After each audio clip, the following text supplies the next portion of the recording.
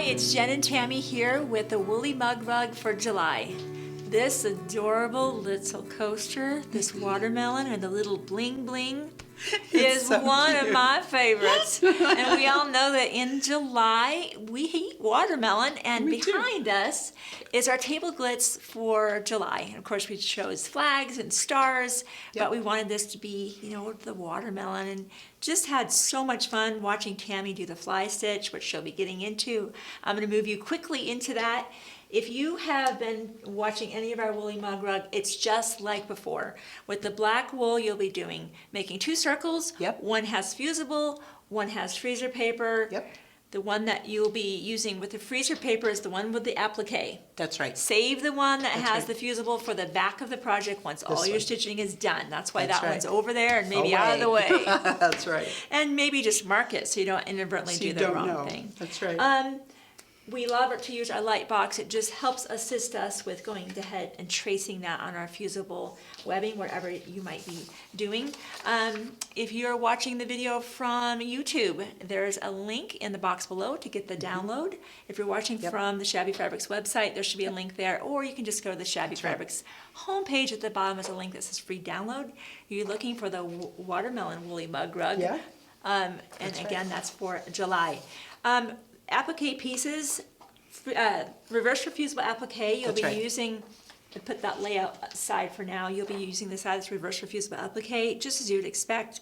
Trace all your shapes out, roughly cut around, iron them to the back, cut them out. Yep.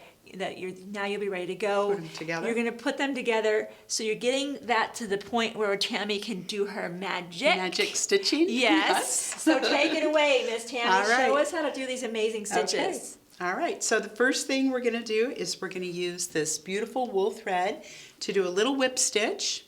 And you're using these four colors, yes? That is correct. Yep, we're using these four colors, and I'm just doing a little whip stitch. You can see that on the green and on the white. We've just done a little whip stitch all around just to hold that applique in place. Then we get to play with the fun thread. Yay! Yay! Not that that's not fun. This is just more fun. This is more fun. That's right. I love the glitzy thread. So we're going to start with a dazzle thread. And dazzle can get a little squirrely. Yep. And you can see on the end, it'll fray out very easily. See how quickly that frayed? So we like to use, whoop, there it goes. We like to use thread magic on this. And it just tames this thread right down, just like that. See that? Now, does this also not only help it slip through the wool more easily, but less likely to knot up? Less likely to knot. Okay. Yes, Because that's the thing for me. When I'm doing embroidery, I sometimes get the knots. I know. I hate the knots and the tangles. That just doesn't makes it not fun if you're fighting your thread. The other fun tool that we've got today. Oh, my new favorite notion. I love that. Whoop. Normally I can't find my glasses, so I'm like, this needle is not going to be threaded until I find those glasses. And what I love about the Clover needle threader is this is built for bulkier thread. Big threads, and that's right. The ones I've had before were this little tiny thin wire, and they were not Clover brand. No. And I would pull it through, I was pulling through, and it'd break. And it would break, because you're using it for something you're not supposed to use it for. So it was operator error. Operator error. Is that what you're telling me, Miss Tammy? Little operator error, I think. Okay. I love it. You have a wide gap to put your thread into. Even those frayed ends go right in and pulls right through. No glasses. Look, Mom, no glasses required. It's very simple, easy. I love that. That is so cool. Okay, well, now I got to get it out of there. There we go. Okay. All right, show us your magic, Miss Tammy. Fantastic. All right. So what we're going to do is a closed fly stitch on this, on the watermelon rind.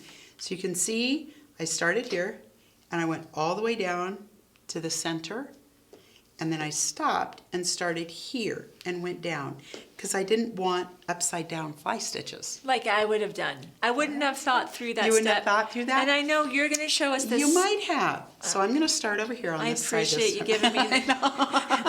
I wouldn't have. Now what she's doing is in the Creative Stitching book. Oh, I love that book. This book is incredible. It is incredible. I always forget. It's over 200 pages in this book. 14 pages. Yes, of stitches. That's all that's in there. Color page. So she's going to show you this, but it's also in the book on page 58. Where are we? 58. 58. I love Yes, that. I do It's a too. great reference. It's a perfect reference. I seem to want it every time I seem to be doing hand embroidery. It's in the middle of winter and the power goes The out. power goes out. You can't watch a video then, can you? Having a handy printed reference is good. It's gold. That's right. That's right. Okay, so I brought my thread to the front of my work, my Okay. needle to the front, and I'm going to go down. This is kind of like what I consider the leg of the fly stitch.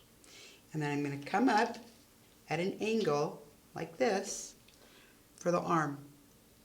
Okay, there it is, right?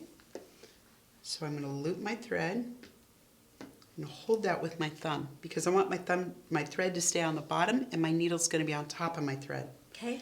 Okay, so I'm going to come across, straight across from where I came up and go in, and I'm going to come up exactly where Oh, yeah. I went down. Yeah. All right?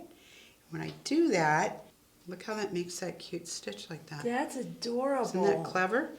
Okay, Look let's at do it again. that. Okay, so you're going to take it down and up about halfway up. I'm taking a good 1/4 inch bite up when I do this. Listen, I'm just going to pull it through. I'm going to loop my thread, come straight across, and go down, come up, go down, and I'm going to come up right where I went down and pull my needle through. Just like that. Gosh. Isn't that cool? It's I adorable. love this stitch. I love the texture of it. Yeah, absolutely. It's just such a beautiful accent for the rind. It is. You know how rinds kind of, they're not a solid color. It's just So it kind of exactly. comes and goes It makes like a different that. color. That Okay. is beautiful. All right, so then I took my Soline pencil and I'm going to draw my lines for my flower stems.